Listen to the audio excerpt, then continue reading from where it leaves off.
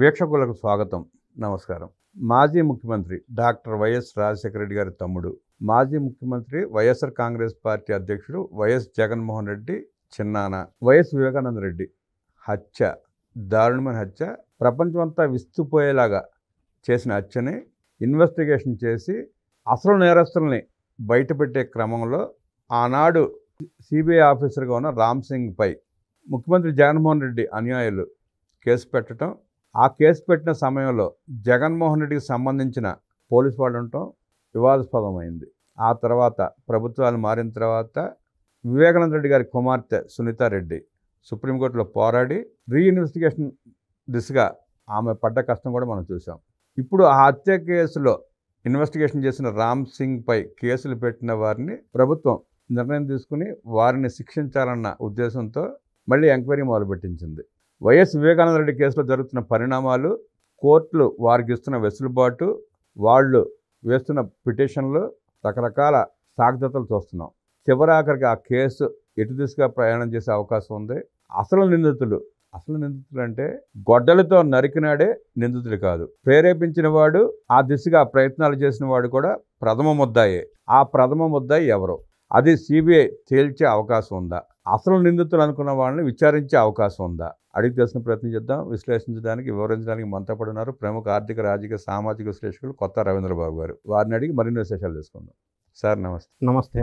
YS Vivekananda Reddy గారి హత్య case, హత్య చేపించింది కుటుంబ సభ్యులే అన్న ఆరోపణలు కూడా మనం వింటానే ఉన్నాం. సిబిఐ మాత్రం వారి జోలికి ఇంతవరకు వెళ్ళాల. ఇప్పుడు ప్రభుత్వం మారిన తర్వాత ఆ రామ్ సింగ్, సిబిఐ ఆఫీసర్ రామ్ సింగ్ మీద కేసు పెట్టిన వాళ్ళని, కేసు పెట్టిన సమయంలో ఉన్న పోలీస్ ఆఫీసర్లను కూడా కేసు పెట్టి ఇన్వెస్టిగేషన్ చేయాలని చెప్పి ఆదేశాలు జారీ చేసిందన్న సమాచారం వచ్చింది. ఆ కేసు సాగే తీరు, వ్యవస్థలు వాళ్ళకి అనుకూలంగా ఉన్నాయా, లేదు కేసుకు సంబంధించి బాధితులకు అనుకూలంగా ఉన్నాయా? ప్రజలు గందరగోళం ఉన్నారు, అర్థం కాని పరిస్థితుల్లో ఉన్నారు. మీరు ఎట్లా విశ్లేషిస్తారు దాన్ని? ఆంధ్రప్రదేశ్ రాష్ట్రంలో 2019 మార్చిలో జరిగిన ఈ దుర్ఘటన అందరినీ ఆశ్చర్యానికి లోనైనటువంటి సంఘటన. ఆ సంఘటన జరిగిన తర్వాత అప్పట్లో తెలుగుదేశం పార్టీ అధికారంలో ఉండింది.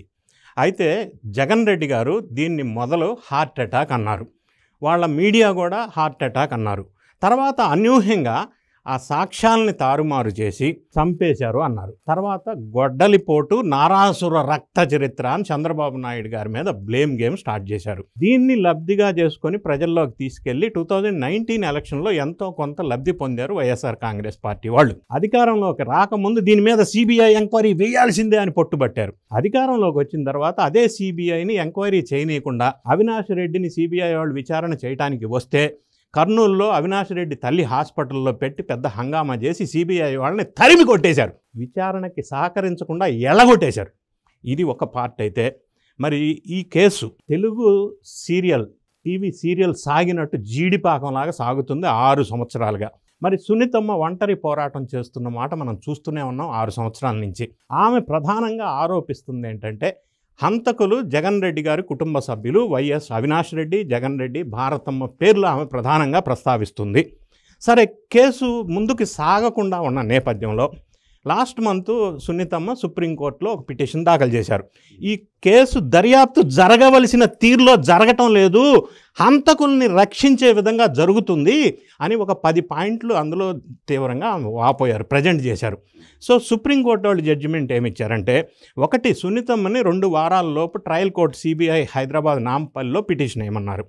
సిబిఐ వాళ్ళని మళ్ళీ దర్యాప్తు చేయమన్నారు. మూడోది, నాంపల్లి సిబిఐ కోర్టు ఇది మొత్తం విచారణ చేసి 8 వారాల్లో తీర్పు ఇవ్వమని చెప్పారు. దానికి అనుగుణంగా సునీతమ్మ గారు సిబిఐ కోర్టులో పిటిషన్ వేశారు. ఆ పిటిషన్లో ప్రస్తావించిన అంశాల్లో ప్రధానంగా మరి ఈ కేసు ఇట్లా విచారణ జరుగుతున్న నేపథ్యంలో జగన్ రెడ్డి గారు అధికారాన్ని ఉపయోగించుకొని ఉల్టా కేసు పెట్టించాడు. సునీతమ్మ మీద, వాళ్ళ భర్త రాజశేఖర రెడ్డి మీద, సిబిఐ ఎంక్వైరీ ఆఫీసర్గా ఉన్న రామ్ సింగ్ మీద ఉల్టా కేసు పెట్టించేశాడు.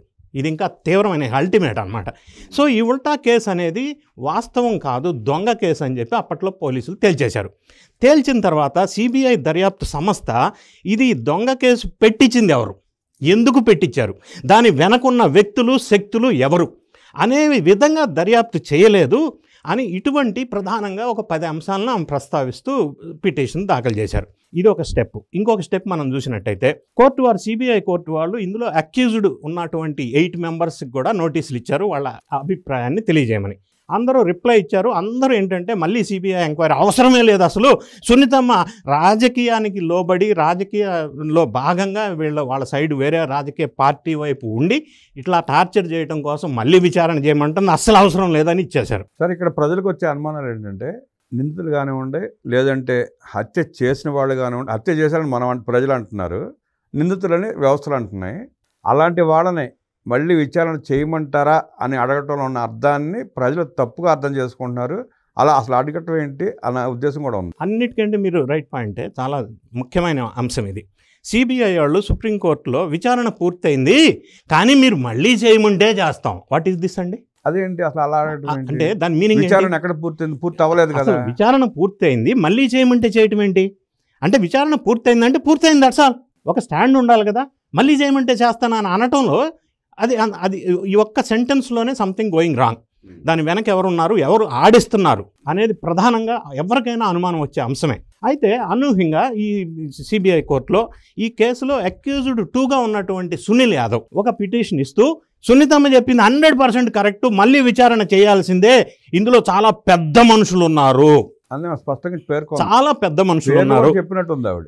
జగన్ రెడ్డి గారు, భారతిరెడ్డి గారు, అవినాష్ రెడ్డి గారు పేర్లు చెప్పి పెద్ద మనుషులు ఉన్నారు, ఆ దిశగా దర్యాప్తు జరగట్లేదు, చేయాల్సిందే అని చెప్పి సునీల్ యాదవ్ పిటిషన్ వేశాడు. మరి చేయాలి కదా. ఇది ఒక అనూహ్యమైన మలుపు కింద మనం చెప్పవచ్చు. ఇక్కడ సిబిఐ వైపులు మనం చూస్తే వాళ్ళని ఎందుకు ఏలెత్తి చూపించాల్సి వస్తుందంటే 5 గంటలకి ఫోన్ వచ్చింది, బాబాయ్ నో మోర్ అని చెప్పి భారతిరెడ్డి గారు జగన్ రెడ్డి గారికి చెప్పింది. ఆ జగన్ రెడ్డి గారి చుట్టూ 4 ఉన్నారు. అప్పుడు దాన్ని ప్రస్తావించకుండా, దాన్ని ఎంక్వైరీ చేయకుండా, ఎవరు ఫోన్ చేశారన్న దిశగా సిబిఐ ఎంక్వైరీ చేయకుండా, తర్వాత వాళ్ళు నారాసురు రక్త చరిత్ర, గుండెపోటు, రక్తాలు తుడిచి ఇవన్నీ చేశారు కదా, వాటి మీద దర్యాప్తు చేయకుండా అయిపోయిందని ఎట్లా చెప్తుంది? ఇప్పుడు సునీతమ్మ కానీ సునీల్ యాదవ్ కానీ ప్రస్తావించింది ప్రధానమైన అంశాల్లో ఇప్పుడు మీరు ప్రస్తావించిన అంశం. 5 గంటలకు ఫోన్ చేశారు భారతమ్మకి ఫోన్ చేసిన వ్యక్తి ఎవరు? మరి భారతమ్మ ఏం చెప్పింది? జగన్ రెడ్డి గారికి ఇన్ఫర్మేషన్ ఇస్తే మార్నింగ్ 5ంటికి ఈవినింగ్ వరకు పులివెందులు ఎందుకు వెళ్ళలేదు? అది కూడా విచారణ చేయాలి కదా. విచారణ చేయాలా? వీళ్ళని ఎందుకు విచారణ చేయలేదు అని ఒక అంశం అయితే, ఈ కేసు జరుగుతున్న సందర్భంలో ఒక 7 వ్యక్తులు అనుమానాస్పద మృతి చెందారు. ఎందుకు అనుమానాస్పద మృతి చెందారు? దాని వెనక ఎవరున్నారు? అంతా సాక్షులే కాళ్ళు. మరి వాళ్ళని విచారణ చేయాలి కదా, ఎవరున్నారు వెనక? చేయాలి. ఇది కాన్స్పిరసీ కదా, కుట్రకోణం ఉంది, ఎవరున్నారని చేయాలి కదా. ఆ కేసులో విచారణ దీన్ని బట్టి పూర్తయింది 30%, ఇంకా 70% విచారణ చేయాలి. చాలా అనుమానాలు ఉన్నాయి, ప్రజలకు ఉన్నాయి, సునీతమ్మకు ఉంది. సునీల్ యాదవ్ ప్రస్తావించిన అంశాలు కూడా మనం చూస్తే, మీరు ఇందాక ప్రస్తావించిన అంశంలో ఆ టైంలో మీటింగ్లో ఉన్న అతనిలో రిటైర్డ్ IAS అజయ్ కల్లాం, ఆయన 161 స్టేట్మెంట్లో క్లియర్గా ఇచ్చాడు. ఆయన్ని విచారణ చేశారు. మరి మిగతా మెంబర్స్ని, జగన్ రెడ్డి గారిని, భారతమ్మని, ఫోన్ చేసిన వ్యక్తిని విచారణ చేయాలి కదా. ఇంకొక అంశం కూడా ప్రస్తావించారు. దస్తగిరి అప్రూవర్గా మారినప్పుడు ఈ కేసులో A4 ఆయన్ని జైల్లో ఉండి బెదిరించడానికి డాక్టర్ సతీష్ రెడ్డి వెళ్ళాడు. ఆయన్ని జైల్లోకి ఎవరు పంపించారు? బెదిరించమని ఎవరు చెప్పారు? 10 కోట్లు 20 కోట్లు ఇస్తామన్నది ఎవరు? ఎందుకు ఇస్తామన్నారు? ఎక్కడి నుంచి ఇస్తామన్నారు? కొంత అడ్వాన్స్ ఇచ్చారు, అది ఎవరిచ్చారు? సో ఇటువంటి తేల్చలేదు, వీటి జోలి వెళ్ళలేదు. ప్రధానంగా వాపోయేది ఏంటంటే ఇటువంటి చాలా అంశాలు జోలి ఎందుకు వెళ్ళలేదు, ఎందుకు విచారణ చేయలేదు? అవినాష్ రెడ్డి బెయిల్ రద్దు చేసి ఆయన్ని విచారణ చేయకుండా ఇంతవరకు విచారణ చేయలేదు. ఎందుకు చేయలేదు? మరి వీళ్ళందరితో పాటుగా ఎవరో గుండెపోటుతో మరణించారని పేపర్లో వేసింది మీడియా ఉంది కదా ఒకటి. తర్వాత గొడ్డలతో చంపేశారు, నారాసుర రక్త చరిత్ర అని ఒక మీడియా ప్రసారం చేసింది కదా. అంటే వాళ్ళ దగ్గర ఆ సాక్ష్యాధారాలు ఉండి ఉంటాయి కదా. తప్పకుండా ఉంటాయి. మరి వాళ్ళని విచారణ చేయాలి కదా, అది ఏది నిజమనేది తేలాలి కదా. మరి ఆ సాక్షి మీడియాని ఎందుకు విచారణ చేయలేదు? చేయాల్సిన అవసరం ఉంది కదా. ఇన్ని అంశాలని తీవ్ర స్థాయిలో ఇప్పుడు వీళ్ళు పిటిషన్ల రూపంలో ప్రజెంట్ చేశారు కోర్టుకి. సరే, ఇది ఒక పార్ట్ అయితే, దీని నేపథ్యంలో జరిగిన లేటెస్ట్ ఈరోజు జరిగిన సంఘటన ఏంటంటే, ఈ కేసులో ఎవరైతే తప్పుడు కేసు పెట్టించారో సునీతమ్మ మీద, వాళ్ళ భర్త మీద, రామ్ సింగ్ ఎంక్వైరీ ఆఫీసర్ మీద, ఆ పెట్టిన వాళ్ళల్లో ఇన్వాల్వ్ అయిన వాళ్ళు రాజశేఖర్ రెడ్డి, తర్వాత రామకృష్ణారెడ్డి అని 2 పోలీస్ ఆఫీసర్స్, ASP, ESI, కానీ ఇద్దరు రిటైర్ అయ్యారు. ఇప్పుడు వీళ్ళిద్దరి మీద కూడా కేసు మొదలుపెట్టారు, విచారణ మొదలుపెట్టారు. అంటే విచారణ కొద్దిగా ఒక స్టెప్ ముందుకెళ్ళింది అని అనొచ్చు. సరే, ఈ విచారణ ఒక ఎత్తు. ఆ రోజు ఉదయమే నారాసు రక్త చరిత్ర అని చెప్పి సాక్షిలో ఎడిటర్లు పెద్ద బాక్స్ పెట్టి రాశారు ఒక పేజ్ అంతా. దాని మీద కేసు ఏమైనా ఫైల్ అయిందా? ఫైల్ అవ్వలేదు. కనీసం విచారణ చేయాలి కదా, పిలిచి అదుపులోకి తీసుకొని బాబు ఇట్లా రాశారు, దీనికి మీకు ఉన్న సాక్ష్యాధారాలు సబ్మిట్ చేయమని అడగాలి కదా.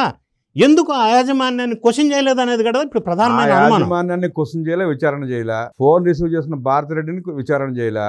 ఫోన్ మాట్లాడి సాయంకాలం దాకా వెళ్ళని జగన్మోహన్ రెడ్డిని విచారణ చేయలే. రక్తం కడిగి మొత్తం అంతా క్లియర్ చేసిన అవినాష్ రెడ్డిని విచారణ చేయలే. సీన్ ఆఫ్ అఫెన్స్లో ఉన్న మొత్తం బ్లడ్ ఇవన్నీ తారుమారు చేసి డెడ్ బాడీకి కుట్లేసి ఆ పక్కన ఉన్న వాళ్ళు సాక్షులు ఉన్నారు. అప్పట్లో సిఐ శంకర్ రెడ్డి ఉన్నాడు. వీళ్ళందరినీ ఎందుకు విచారణ చేయలేదు? చెయ్యాలి కదా. సో ఇన్ని అనుమానాలు సునీతమ్మకు ఉన్నాయి, సునీల్ యాదవ్కు ఉంది అక్యూజ్డ్ 2, ప్రజలందరికీ ఉన్నాయి. అంటే కంక్లూజన్ ఏంటంటే సిబిఐ వాళ్ళు విచారణ చెయ్యవలసిన రీతిలో చేయలేదు. చేయలేకుండా ఏదో ఒక వ్యక్తి శక్తి అక్కడ ఆడిస్తున్నారు, అడ్డం పడుతున్నారన్న ఉద్దేశం, అపోహలు ప్రజల్లో కూడా ఉన్నాయండి. ఆ సందర్భంగానే మొన్న మీరు ఈ ప్రస్తావన వచ్చింది కాబట్టి బీజేపీ ఎమ్మెల్యే ఆదినారాయణ రెడ్డి గారు తీవ్రంగా ఆరోపించాడు జగన్ రెడ్డి మీద, భారతిరెడ్డి మీద. ఆయన ఇంకొక మాట అంటూ 400 కేజీలు బంగారం కొంత భారతిరెడ్డి గారు దాని మీద కూడా విచారణ చేయాలంటూ ఆయన చాలా సీరియస్గానే అలిగేషన్ చేశాడు. దీన్ని బట్టి చూస్తే బీజేపీ ప్రయాణం లేకుండా ఆదినారాయణ రెడ్డి గారు అంత స్టేట్మెంట్ ఇస్తారని చెప్పి మనం ఊహించలేం. వాళ్ళు ఉన్నారన్న అపోహలు కూడా ఇక్కడ తొలగించుకోవాల్సిన అవసరం ఉంది. కొంతమందిలో ఉన్న అపోహలు ఉన్నాయి. బీజేపీ కాపాడుతుంది జగన్మోహన్ రెడ్డిని వైఎస్ వివేక కేసులో అన్న అపోహలని ఈ ఆరోపణలతో తొలగించబడ్డాయి ఓ రకంగా. మీరు ఎట్లా చూస్తారు దాన్ని? ఇప్పుడు మీరు ప్రస్తావించినట్టుగా జమ్ముల మడుగు బీజేపీ ప్రస్తుత ఎమ్మెల్యే ఆదినారాయణ రెడ్డి, ఈయన బ్యాక్గ్రౌండ్ నేపథ్యం మనం ఒకసారి చూసినట్టయితే వైఎస్ జగన్ రెడ్డి, వైఎస్ రాజశేఖర రెడ్డి కుటుంబానికి అత్యంత సన్నిహితుడు. నంబర్ 1. నంబర్ 2, ఈయన గతంలో కాంగ్రెస్లో పనిచేశారు, వైఎస్ఆర్సీపీలో పనిచేశారు, టీడీపీలో పనిచేశారు, ప్రస్తుతం బీజేపీలో ఉన్నారు. ఇప్పుడు ఇంకొక అంశం మనం ప్రధానంగా ప్రస్తావిస్తే, ఇంతకాలం కూడా బీజేపీ సెంట్రల్లో శుభ ఆశీస్సులు జగన్ రెడ్డి గారి అన్న టీంకు ఉన్నాయి. సిబిఐ అందుకే దీన్ని జీడిపాగంలాగా నానుస్తుంది, కేసు ముందుకెళ్ళట్లేదు అనేది ప్రజల్లో అభిప్రాయం ఉంది. నంబర్ 3, ఇన్ని సంవత్సరాల్లో వైఎస్ఆర్ కాంగ్రెస్ పార్టీ బీజేపీని ఎప్పుడు ఘాటుగా విమర్శించాలి అధిష్టానంని. బీజేపీ వాళ్ళు కూడా వైఎస్ఆర్ కాంగ్రెస్ పార్టీని స్ట్రైట్గా ఎప్పుడు ఘాటైన విమర్శలు చేయాల. ఈ బ్యాక్గ్రౌండ్ నేపథ్యంలో మరి ప్రస్తుత బీజేపీ ఎమ్మెల్యే ఆదినారాయణ రెడ్డి కొన్ని ఘాటైన కామెంట్లు చేశాడు. అందులో ఆయన ప్రస్తావించిన అంశాలు మీరు చెప్పినట్టుగా లిక్కర్ స్కామ్లో వచ్చిన డబ్బులతోటి 400 కేజీలు బంగారం కన్ఫర్మ్ చేశాడు ఆయన. అంటే ఆయనకి ఖచ్చితమైన సమాచారం ఉంది అని చెప్తున్నాడు. ఇన్ఫర్మేషన్ లేకుండా చేయలేడు కదా, ఉంది అని చెప్తున్నాడు. ఇంకొక అంశం మనం చూస్తే బాబాయ్ హత్య కేసులో వివేక ప్రధానమైన పాత్ర ఉంది, జగన్ రెడ్డి గారి కుటుంబ సభ్యులు ప్రధానమైన పాత్ర ఉంది. దాని మీద ఆ విధంగా దర్యాప్తు జరగలేదని ఆయన ప్రధానంగా రిపీటెడ్గా ఘాటుగా చెప్పాడు. అంటే నేనేమంటానంటే ఇది ఆదినారాయణ రెడ్డి బీజేపీ ఎమ్మెల్యే వ్యక్తిగతమైన కామెంట్స్ కాకపోవచ్చు. బీజేపీ వాళ్ళు ద్వారా ఆదినారాయణ రెడ్డి ద్వారా ఈ కామెంట్స్ చేపించి ఉండవచ్చు. అంటే గతంలో లాగా సెంట్రల్లో బీజేపీ ఈయనకి ఇప్పుడు శుభాశిష్యులు ఇవ్వట్లేదామో, అదే ప్రజల్లో ఉన్న అపోహను తొలగించడానికి అలా చెప్పించి ఉండవచ్చు. సో ఈ కామెంట్లను మనం జస్ట్ లైక్ దట్ ఒక ఎమ్మెల్యే చేసిన కామెంట్స్గా మనం చూడలేము. కామెంట్స్ కాదు కానీ చూడలేము. ఆయన నా దగ్గర ఆధారాలు ఉన్నాయి, ఖచ్చితంగా ఆయన చేసిన కామెంట్స్ స్పష్టంగా చెప్తున్నాడు ఆయన. సో ఆ విధంగా చూసినప్పుడు ఈ పూర్వాపరాలు అన్నీ పరిశీలించినట్టయితే సునీతమ్మ చెప్పిన కేసులో అక్యూజ్డ్ 2 సునీల్ యాదవ్ సబ్మిట్ చేసినా, లేదా ఇప్పుడు latest BJP MLA Adinarayana Reddy comments చూసినా, ఏది చూసినా కూడా జగన్ రెడ్డి, భారతిరెడ్డి, వైఎస్ అవినాష్ రెడ్డి వీళ్ళ పాత్ర స్పష్టంగా ఉంది అని చెప్పి ప్రతి ఒక్కరూ అంటున్న నేపథ్యంలో మరి ఈ సిబిఐ కోర్టు ఏదైతే ఉందో మళ్ళీ విచారణ కనుక దర్యాప్తు స్టార్ట్ చేయండి అని అంటే సిబిఐ వాళ్ళు వీళ్ళు ప్రస్తావించిన అంశాల మీద కనుక ఫోకస్ చేసి దర్యాప్తు చేస్తే, నేను చేస్తే అని ఎందుకు అంటున్నారంటే బీజేపీ వాళ్ళు ఆదినారాయణ రెడ్డి చేత చెప్పించి ఉండవచ్చు. సో ఇంతకు ముందులాగా ఆ శుభాశిష్యులు ఉండకపోవచ్చు. దర్యాప్తు కనుక మళ్ళీ ముందుకు సాగితే వీళ్ళ మెడకు చుట్టుకునే అవకాశం స్పష్టంగా ఉంది అనటానికి ఇంకొక పుకార్లు కూడా ఏం వినిపిస్తున్నాయంటే ఆయన నియోజకవర్గంలో పులివెందుల్లో భారతిరెడ్డి గారిని రంగప్రవేశం చేయించాలి అని ఒక వార్త ఇప్పుడు మధ్యలో చక్కర్లు కొడతా ఉంది. దానివల్ల ఉపయోగం ఎందుకు? ఉపయోగం క్వశ్చన్ కాదు. ఎందుకంటే జగన్ రెడ్డి గారు అరెస్ట్ అయితే నెక్స్ట్ సక్సెసర్ ఎవరు అక్కడ? అంటే సక్సెసర్ అంటే ఇప్పుడు జగన్మోహన్ రెడ్డి అరెస్ట్ అయితే వివేక కేసులో ఆమె కూడా ముద్దాయే కదా. ఆమె అవుతుందో లేదో ఇప్పటివరకు స్పష్టత లేదు. కానీ జగన్ రెడ్డి గారు అరెస్ట్ అవ్వడానికి కారణాలు ఏంటంటే, ఒకటి బాబాయ్ హత్య కేసు, రెండోది లిక్కర్ స్కామ్, ఇట్లా రకరకాల, మూడోది అక్రమ ఆస్తుల కేసులు. ఇవన్నీ కేసులు చుట్టుముట్టిన నేపథ్యంలో కేసులు ఆయన ఎన్ని చుట్టుముట్టినాయో వాటిలో సగం భారతిరెడ్డి గారిని కూడా చుట్టుముట్టినాయి కదా లిక్కర్ స్కామ్ కేసులో. ఇంకోటి ఉంది, భారతిరెడ్డి గారు ఇదొక అంశం వెలుగులోకి వచ్చి ఇంకొక అంశం ఉంది. అవినాష్ రెడ్డిని కూడా మొన్న జరిగిన జడ్పీటీసీ ఎలక్షన్స్ ఫలితాల నేపథ్యంలో ఆయన్ని పక్కకి జరిపి దుష్యంత్ రెడ్డి అని ఇంకొక అతన్ని తెర మీదకి తీసుకొస్తున్న విషయాలు కూడా మనకు వెలుగులోకి వస్తున్నాయి. అంటే దీని వెనక ఏమై ఉండొచ్చు అంటే ఏ కేసు ఎప్పుడు ఎవరిని చుట్టుముట్టి జైలుకి వెళ్ళవలసి వస్తుందో అందుకే ప్రీ ప్లాన్డ్గా సక్సెసర్గా కొంతమందిని ఆల్టర్నేట్గా ప్లాన్ బి రెడీ చేసుకుంటున్నారు అనేది ఒక అవగాహన కింద మనం తీసుకోవచ్చు ఈ పర్యాలు చూసినప్పుడు. అంటే ఎంతవరకు నిజమో తెలియదు కానీ ఈ సందర్భంగానే జగన్మోహన్ రెడ్డి గారి పెద్ద కుమార్తె లండన్లో ఉండే అమ్మాయిని తీసుకొచ్చి అది కూడా ఒక వార్త వస్తుంది, ఈ బాధ్యతలు చెప్పాలని చూస్తున్నారు అన్నట్టు వార్తలు కూడా వచ్చినాయి. అది అన్నట్టు వీటిలో భాగం అయి ఉండొచ్చు. వీటిని మనం దాన్ని లింకప్ చేసుకుంటే ఇంకొక అంశం కూడా మనకి లిక్కర్ స్కామ్లో అనిల్ చోక్రా అని చెప్పి ముంబై బేస్డ్ హవాలా దందా చేసే ఒక వ్యక్తి, మనీ లాండరింగ్ చేసే ఒక వ్యక్తి ద్వారా ఈ లిక్కర్ స్కామ్లో బ్లాక్ మనీ వైట్ అయినట్టుగా కూడా వెలుగులోకి వస్తుంది. ఆయన్ని కూడా ఇప్పుడు అక్యూజ్డ్ లిస్టులో చేర్చబోతున్నారు. విచారణ చేస్తే ఇంకా అదొక కొత్త కోణం వచ్చే అవకాశం ఉంది. సో ఈ అన్ని అంశాలను పరిశీలించినప్పుడు బాబాయ్ హత్య కేసు అనేది ముందుకు ఒక స్టెప్ వెళ్తుందేమో ఆ దిశగా ఈ సంఘటనలు ఉన్నాయి అని చెప్పి మనం అనుకోవటానికి అవకాశం ఉంది. మాజీ పోలీసు అధికారుల మీద కేసు అయిన సందర్భంగా సునీతారెడ్డి గారి పోరాటం అని ఉండే, లేకపోతే కూటమి ప్రభుత్వం తీసుకున్న నిర్ణయం కానివ్వండి, ఈ కేసు వేగంగా ముందుకెళ్ళే అవకాశం ఉందంటారా? సిబిఐ అంతే వేగంగా పనిచేసే అవకాశం అంటే ఇప్పుడు జరుగుతున్న పరిణామాల నేపథ్యంలో సునీతమ్మ గారి పిటిషను, A2 సునీల్ యాదవ్ గారి రిప్లై, ఇప్పుడు బీజేపీ ఎమ్మెల్యే స్టేట్మెంటు, ఇప్పుడు వీళ్ళిద్దరూ అక్రమ కేసులు బనాయించిన పోలీస్ ఆఫీసర్స్ రిటైర్డ్ వాళ్ళ మీద మళ్ళీ కేసు పెట్టడం, ఈ పరిణామాలు చూస్తే మనం పాజిటివ్గా ఆలోచిస్తే కొద్దిగా మళ్ళీ రీస్టార్ట్ అయ్యే అవకాశం ఉన్నట్టుగా మనకు అనిపిస్తూ ఉంది. సార్ ఈ సందర్భంగా ఇంకొక ప్రశ్న, సిబిఐ కోర్టు పాత కేసులో జగన్మోహన్ రెడ్డిని 4000 వాయిదాలను ఎగ్గొట్టావాయి, ఇంక నీకు అవకాశం లేదు, నువ్వు వాయిదాకు అటెండ్ అవ్వాల్సిందే అంది. లేదు నేను అటెండ్ అవ్వలేను, నేను వస్తే ప్రభుత్వాలకు ఇబ్బంది అవుద్ది, ప్రజాధనం వృధాగా ఖర్చు అవుద్ది, నేను వర్చువల్గా వస్తాను, లేదంటే నాకు అవకాశం ఇవ్వకుండా నా లాయర్ అటెండ్ అవుతాడని చెప్పి ఆయన కోర్టు సలహాలు ఇస్తున్నాడు. కోర్టు ఏమో నువ్వు ముద్దాయివి, నువ్వు దోపిడీదారుడివి, నువ్వు వచ్చి కోర్టులో అటెండ్ అవ్వాలంటే కాదని చెప్పి కోర్టు సలహాలు ఇస్తున్నాడు. దీన్ని కోర్టు తీవ్రంగా పరిగణించే అవకాశం ఉందంటారా? అంటే మీరు చెప్పింది ఏంటంటే జగన్ రెడ్డి గారు అక్రమ ఆర్జన అక్రమ సంపాదన కేసులో కోర్టుకి November 14న వెళ్ళవలసి ఉండింది ఆర్డర్స్ ప్రకారంగా. సో ఆ సందర్భంలో ఈయన నాకు ఎగ్జామ్షన్ ఇవ్వండి అని చెప్పి ఒక పిటిషన్ దాఖలు చేశారు. ఎగ్జామ్షన్కి రీజన్ ఏంటంటే అంటే ఈయన వెళ్తే Z+ సెక్యూరిటీ మరి మంది మార్బలం ప్రభుత్వానికి అధిక భారం అవుతుంది, సెక్యూరిటీ రీజన్స్, జనాలకు ఇబ్బంది అవుతుంది, వీటన్నిటి కారణాల వల్ల ఎగ్జామ్షన్ ఇవ్వమని పిటిషన్ వేశారు. సో ఆ పిటిషను ఇంకా నెక్స్ట్ వీక్ విచారణకు వచ్చే అవకాశం ఉంది. అయితే ఇంకొక అంశం ఇందులో మనం పరిశీలించినట్టయితే జగన్ రెడ్డి గారు పుష్కర కాలం నుంచి బెయిల్లో ఉన్నారు. అప్పట్లో బెయిల్ ఇవ్వటానికి గల కారణం ఏంటంటే చీఫ్ మినిస్టర్గా ఉన్నాను కాబట్టి ప్రజాసేవ చేసుకోవాలి నేను ఇక్కడ, కాబట్టి టైం ప్రాబ్లం కదా రాలేనన్నారు. ఇప్పుడు ఆయన చీఫ్ మినిస్టర్ కాదు, ప్రతిపక్ష హోదా లేదు, కాబట్టి ఇప్పుడు ఆ కారణాల ద్వారా నేను రాను అని చెప్పడానికి వీల్లేదు. సరే ఇదొక ట్రయల్, ఒక ప్రయత్నం చేశాడు. సో ఇందులో సిబిఐ కోర్టు 2 అవకాశాలు ఉన్నాయి. ఒకటి, ఈయన రిక్వెస్ట్ని తిరస్కరించే అవకాశం ఉంది, ఎందుకంటే కేసు ఇప్పటికే చాలా నీరుగారిపోయింది, పుష్కర కాలం బెయిల్ కాబట్టి ఇంకా వెయిట్ చేస్తే అది అంటే న్యాయ వ్యవస్థ మీద ప్రజలకు విశ్వాసం సన్నగిల్లే అవకాశం ఉంది ఒకటి. రెండోది, సిఆర్పిసి సెక్షన్ 309 ప్రకారంగా ట్రయల్ అనేది 6 monthsలో కంప్లీట్ అవ్వాలి. సో ఇప్పుడు 12 సంవత్సరాలు అయింది. రెండో అంశం, సుప్రీంకోర్టు వాళ్ళు గతంలో ఇచ్చిన జడ్జిమెంటు ప్రజాప్రతినిధి మీద ఉన్న కేసులు ఏదైనా సంవత్సర కాలం లోపు క్లోజ్ చేయాలని ఇచ్చారు ఆర్డర్స్. మరి ఇప్పుడు 12 సంవత్సరాలు అయింది. జగన్మోహన్ రెడ్డి ఒక్కడే ఎగ్జామ్షన్ ఉంటుంది భారతదేశంలో ఆర్థిక నేరస్తుల్లో ఈయన ఒక్కడే ఎగ్జామ్షన్గా ఇప్పటి వరకు ఉంది అన్ని కేసుల్లో. దీంట్లో ఉందండి అన్ని కేసుల్లో. సో ఇప్పుడు ఏంటంటే ఈ పిటిషన్ వేసినందువల్ల తిరస్కరించే అవకాశం ఉంటే మరి వీళ్ళు నెక్స్ట్ అంటే నేను ఎక్స్పెక్ట్ చేస్తున్నా హైకోర్టును ఆశ్రయించే అవకాశం కూడా లేకపోలేదు, అది కూడా అవకాశం ఉంది. మనం ఎందుకంటే అంటే న్యాయ వ్యవస్థలో ఉన్నటువంటి లొసుగుల్ని ఎలా ఉపయోగించుకోవాలనేది వాళ్ళ టీంకి బాగా తెలుసు. ఆర్థిక నేరస్తులు న్యాయ వ్యవస్థలో లొసుగుని జగన్మోహన్ రెడ్డి వాడుకుని లబ్ధి పొందుతున్నాడు.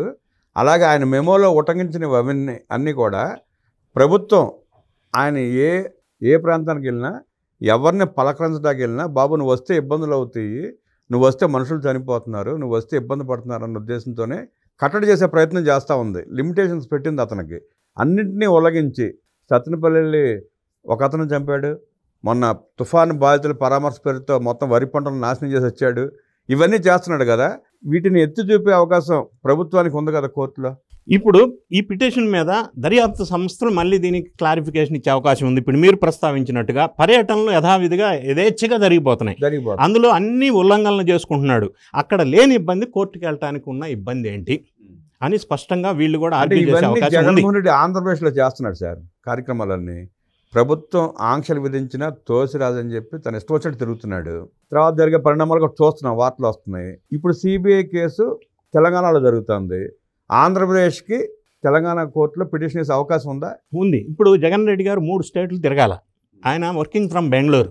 So Bengaluru to Tadepalli palace to మళ్ళీ కోర్టు. గతంలో మనం ఒకసారి చూసినట్టయితే ఆయన పాదయాత్ర చేసినప్పుడు 3600 కిలోమీటర్లు ఎవ్రీ ఫ్రైడే హైదరాబాద్ వచ్చి కోర్టుకి అటెండ్ అయ్యి సాటర్డే సండే ఇక్కడ ఉండి మళ్ళీ వెళ్ళి పాదయాత్ర చేశాడు. అప్పుడు ఆ వంకతో వచ్చాడు కదా. ఇప్పుడు కూడా ఆయన ముఖ్యమంత్రి కాదు కదా, అదే మాదిరి ఇప్పుడు కూడా రావాలి కదా కోర్టుకి. సో ఈ విధంగా చూసినప్పుడు కోర్టు వారు ఏం డెసిషన్ తీసుకుంటారు అనేది ఒక క్వశ్చన్ మార్క్ అయితే, వీళ్ళు ఒకవేళ ఈ రిక్వెస్ట్ కనుక రిజెక్ట్ చేస్తే జగన్ రెడ్డి గారు ఫిజికల్గా కోర్టుకి అటెండ్ అవ్వచ్చా లేదా హైకోర్టుకి వెళ్ళి మళ్ళీ పిటిషన్ వేసుకోవచ్చా, అది కూడా అవకాశం మనం రూల్ అవుట్ చేయలేం. ఎందుకంటే ఆయన ఎందుకు వెళ్ళట్లేదంటే నేను రాను బిడ్డో కోర్టుకు అంటున్నాడు. ఎందుకంటే నేనేంటి కోర్టుకు రావడం ఏంటి, ఇన్ని సంవత్సరాలు రాలేదుగా ఇప్పుడు ఎందుకు వెళ్ళాలా అన్న ఈగో కావచ్చు, అహం కావచ్చు, లేదా చులకన కావచ్చు. కోర్టులో ఇన్ని సంవత్సరాలు వెళ్ళలేదు ఇప్పుడు ఎందుకు వెళ్ళాలా అని న్యాయ వ్యవస్థలో ఉన్న లొసుగుల్ని స్టడీ చేసి ఆర్థిక నేరస్తులు కదా, సో ఏ విధంగా ముందుకెళ్తారు అనేది మనం వేచి చూడాల్సిన అవసరం ఉంది. సరే, మనం ఇంతకుముందు చాలాసార్లు గమనించాం, ఏ కోర్టులో విచారణ జరిగినా తీర్పు చెప్పే సందర్భంలో ఫలానా హైకోర్టు తీర్పును అనుసరించి ఈ తీర్పు వెలువడిస్తున్నామని చెప్పి చెప్పడం మనం విన్నాం. ఇక భవిష్యత్తులో ఏ దొంగ ఏ కోర్టుకు వెళ్ళినా అదిగో జగన్మోహన్ రెడ్డి అనే దొంగ ఆ రోజు ఈ సెక్షన్ వల్ల లబ్ధి పొందాడు, ఈ సెక్షన్లో తప్పించుకున్నాడు, మాకు కూడా వర్తిస్తుందంటే దేశం పరిస్థితి ఏంటి, భవిష్యత్తు ఏంటి? అంటే మీరు అనేది ఏంటంటే ఇది ఒక ప్రెసిడెన్స్, అంతే కదా, నేరస్తులకి ఇది ఒక ప్రెసిడెన్స్, సాంప్రదాయంగా తీసుకునే అవకాశం ఉంది అంటున్నారు. నేను గతంలో ఎప్పుడు కూడా ఏ కోర్టులో నాకు మంచం కావాలి, నాకు చెంబు కావాలి, నాకు గ్లాస్ కావాలి, నాకు తెర కావాలి అన్న పిటిషన్లు ఫైల్ చేసిన సందర్భం నేను ఎప్పుడు చూడలే, విని ఉండలా. కొత్తగా జగన్మోహన్ రెడ్డి దండుపాలెం బ్యాచ్ చేస్తున్న పిటిషన్ల వల్ల తెలుస్తూ ఉంది అంతా. అంతే కదా, రేపు ఎవడైనా వేయచ్చు కదా. మీరు ఆ రోజు జగన్మోహన్ రెడ్డి అడ్డం పెట్టుకుని వీళ్ళంతా ఈ రకంగా దోచుకున్నారు, వాళ్ళకి మంచాలు ఇచ్చారు, కంచాలు ఇచ్చారు, అన్నీ ఇచ్చారు, మాకు కూడా అన్నీ వర్తింపజేయాలి అని ఎవరైనా పిల్లు వేస్తే ఏంటి పరిస్థితి? ఇక్కడ 2 అంశాలండి. ఈ ఫెసిలిటీస్ ఎవరికి ఇవ్వాలా, ఎవరికి ఇవ్వకూడదు, ఎప్పుడు ఇవ్వాలా, ఎప్పుడు ఇవ్వకూడదు, ఏమి ఇవ్వాలా, ఏమి ఇవ్వకూడదు అనేది జైలు శాఖ పరిధి ఆధీనంలో జ్యూరిడిక్షన్లో ఉండదు, అంటే ప్రభుత్వం ఆధ్వర్యంలో ఉండదు. ఇది కోర్టు డిసైడ్ చేస్తుంది. కోర్టు ముందైనా మనిషి అనే ప్రతివాడు ఒకే న్యాయం ఉండాలి. సామాన్యుడికి ఒక న్యాయం, పెద్ద పెద్ద ఆర్థిక నేరస్తులకి, డబ్బున్న వాళ్ళకి ఇంకొక న్యాయం లాగా వ్యవహరించడం వల్ల న్యాయస్థానం మీద నమ్మకం కోల్పోతున్నారు ప్రజలు. ఒకటి. రెండోది, కేసులు ఇంతకాలం సాగదీత వల్ల కూడా కొంత ఇబ్బందికరమైన పరిస్థితి ఎదురవుతుంది. మూడోది, ఫర్ ఎగ్జాంపుల్ మీరు అన్నట్టుగా జగన్ రెడ్డి గారికి 12 సంవత్సరాల క్రితం బెయిల్ ఇచ్చినప్పుడు సెక్షన్ 437 ప్రకారంగా కొన్ని కండిషన్స్ ఇచ్చారు. మరి ఆ కండిషన్స్ ఉల్లంఘన కూడా ఆయన ఫ్రీక్వెంట్గా చేస్తున్నాడు. అదే సామాన్య వ్యక్తి కండిషన్స్ ఉల్లంఘన చేస్తే బెయిల్ కండిషన్స్ వెంటనే బెయిల్ రద్దు చేసి తీసుకెళ్లి లోపల పెడతారు కదా, 3వ వాయిదా కలిపి చేస్తారు కదా. సో ఇటువంటి హై ప్రొఫైల్ పీపుల్ ఈ కార్యక్రమాలు చేయటం వల్ల ప్రజల్లో కూడా విశ్వాసం పోతుంది. అదొక పార్ట్ అయితే, ఇప్పుడు జరుగుతున్న నేపథ్యం మనం ఒకసారి చూసినట్టయితే గతంలో పొలిటికల్ ఈక్వేషన్స్ వేరుండే, ఇప్పుడు పొలిటికల్ ఈక్వేషన్స్ మారిపోయినాయి రాష్ట్రంలోను సెంట్రల్లోను. కాబట్టి ఇంకేమన్నా కొత్త రకమైన ముందుకు వెళ్తుందామో దర్యాప్తు. పొలిటికల్ పార్టీ ఈక్వేషన్స్ ఎన్నైనా మార్చుకోవచ్చు, ఎవరితోనో కలవచ్చు, ఏ పార్టీతో కలిసినా పోటీ చేయవచ్చు. కానీ వ్యవస్థలో కోర్టులు ఆ ఈక్వేషన్స్కి అనుసరిస్తే దేశం పరిస్థితి ఏంటి, ప్రజల పరిస్థితి ఏంటి? సో ఏంటి అంటే ఈ సందర్భంగా సుప్రీంకోర్టు వాళ్ళు సెంట్రల్ దర్యాప్తు సంస్థలు సెంట్రల్లో ఉన్న గవర్నమెంట్కి జేబు సంస్థల్లాగా ఉన్నాయని చెప్పి సుప్రీంకోర్టు కూడా వ్యాఖ్యానించిన సందర్భం ఇక అల్టిమేట్. అంటే ఆ కోర్టులే ఆ విధంగా వ్యాఖ్యానించినట్టుగా దర్యాప్తు సంస్థలు వ్యవహరిస్తున్నాను. ఆ వ్యాఖ్యలు అల్టిమేట్తో పాటు సంవత్సరం టైం బాండ్ పెట్టి విచారణ చేయమన్నా 12 సంవత్సరాలు సాగదీస్తూ ఉన్నాయి కోర్టులు. అదే అంటున్నా, ఈ ఎగ్జాంపుల్స్ అన్ని చూసినప్పుడు సో న్యాయ వ్యవస్థ చాలా సాగదీత వ్యవహారంగా ఉంది. ఏదేమైనప్పటికీ ఇప్పుడు జరుగుతున్న నేపథ్యం మనం చూసినట్టయితే ఒక స్టెప్ కొద్దిగా ముందుకు వెళ్తుందామని మనం పాజిటివ్గా ఆలోచించవచ్చు అనేది నా అభిప్రాయం. కోర్టులు వ్యవస్థల పనితీరు గురించి, రాజకీయ పార్టీల అవినాభావ సంబంధాల గురించి అద్భుతంగా విశ్లేషించి వైఎస్ వివేక కేసు త్వరలోనే ముగింపు పలకబోతా ఉందని, బీజేపీ అండ ఆశీస్సులు జగన్మోహన్ రెడ్డికి లేవని విశ్లేషించిన కొత్త రవీంద్రబాబు గారికి ధన్యవాదాలు తెలియజేస్తూ నమస్తే.